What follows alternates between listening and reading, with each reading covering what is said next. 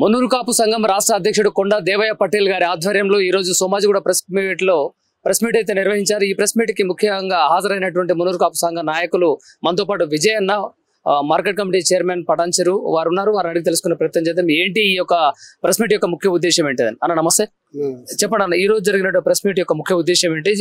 జాతీయ అధ్యక్షులు రాష్ట్ర అధ్యక్షులు కొండా దేవయ్య పటేల్ ఏం చెప్పారు? ఈ రోజు మన సోమాజిగూడ ప్రెస్ క్లబ్ లో మరి తెలంగాణ రాష్ట్ర మున్నూరు కాపు పటేల్స్ సంఘం సభ్యత్వ నమోదు కార్యక్రమాన్ని ఈరోజు లాంచింగ్ చేయడం జరిగింది।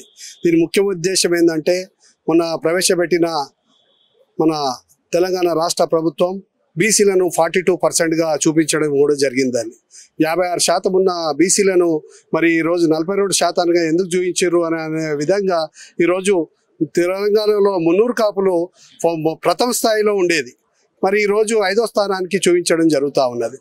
ఇది ఏ విధంగా జరిగింది? మరి ఆ ఉద్దేశంతో మరి తెలంగాణ మున్నూరు కాపులు అందరూ కూడా నష్టపోతున్నారా అనే ఉద్దేశంతో మన కొండ దేవయ్య గారు జాతీయ అధ్యక్షులు మున్నూరు కాపు సంబంధించినటువంటి ఈ కార్యక్రమాన్ని చేపట్టడం జరిగింది। మరి ఈ కార్యక్రమం ద్వారా ఏంటంటే, గల్లీ నుండి పట్టణాల దాకా, ఎందుకైతే తెలంగాణ మున్నూరు కాపులు ఎక్కడెక్కడ ఉన్నారో వారి సంఖ్యాపరంగా ఈరోజు తక్కువ చూపించడానికి ఏదైతే జరిగిందో, నష్టం జరుగుతుందో దాన్ని కవర్ చేయడానికి మరి మంచి కార్యక్రమాన్ని పూనుకోవడం జరిగింది।